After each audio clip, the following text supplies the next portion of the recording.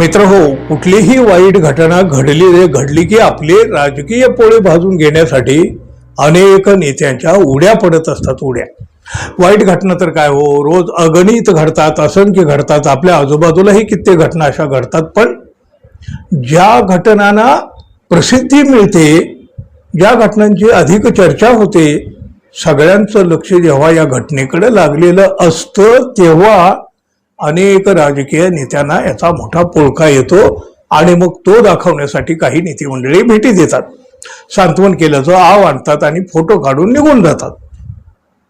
अशा भेटीवेळी मदतीची भली मोठी आश्वासनं सुद्धा दिली जातात, पण तिथून निघून जातात, सगळं काही विसरूनही गेलेले असतात. बरं, अहो न बोलवता येतात ही मंडळी. खरं तर यांच्यामुळे लोकांना त्रास होत असतो. पण बघा, त्याला एक दुसरी बाजू सुद्धा आहे. अशा राजकीय व्यक्तींनी, नेत्यांनी जर अशा ठिकाणी भेटी दिल्या नाही तर लोक लगेच त्यांच्यावर टीका करतात, त्यांच्याबद्दल नाही ते बोलतात हो. त्यामुळे नेत्यांना अशा ठिकाणी जावंही लागतं. नसरापूरच्या घटनेनं महाराष्ट्र हादरला, मानवी मन गलबलून गेलं. एवढ्याशा चिमुरडीवर अत्याचार करून भीमराव कांबळे नावाच्या 65 वर्षे वयाच्या नराधमानं तिचा जीव सुद्धा घेतला. एका लाडक्या लेकीच्या पितेची काय अवस्था झाली असेल. गावकरी सुद्धा प्रचंड संतापलेले आहेत आणि या संतापातून ते रस्त्यावर सुद्धा उतरले. स्थानिक आमदार शंकर मांडेकर यांच्यासह माजी आमदार संग्राम थोपटे यांनी ग्रामस्थांची भेट घेतली. त्यानंतर खासदार सुप्रिया सुळे आणि आमदार रोहित पवार हे देखील घटनास्थळी दाखल झाले. त्यांनीही कुटुंबियांची, नागरिकांची भेट घेतली, सांत्वन केलं.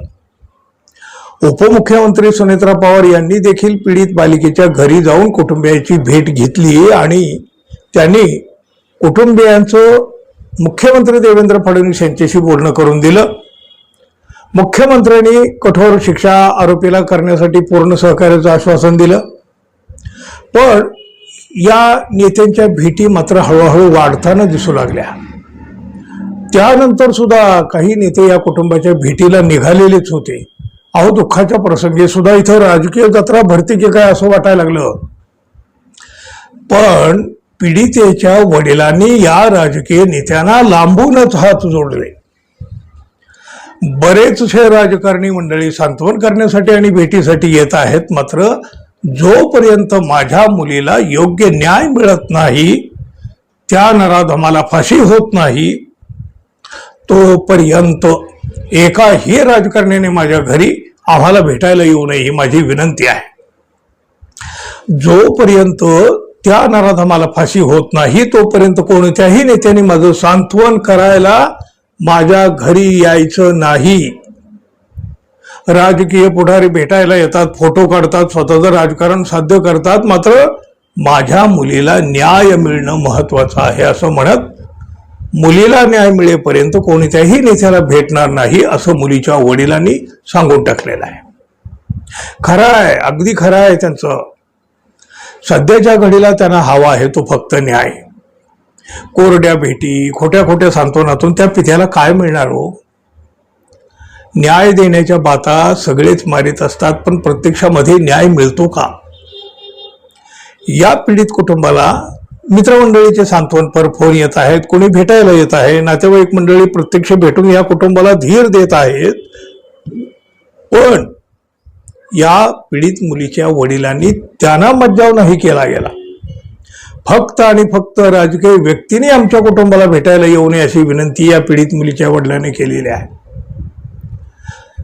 या विनंतीला खूप काही अर्थ आहे मित्रांनो. काहीही वाईट न बोलता ते खूप काही बोलून गेलेले आहे. मित्रहो, अशा वेळी राजकीय व्यक्ती जे काही भेटी देतात, सांत्वनं करतात आणि मदतीचे आश्वासन देतात ना, अशा राजकीय व्यक्तीच्या अशा भेटीबद्दल तुम्हाला काय वाटतं हे मात्र तुम्ही जरूर सांगा मित्रहो.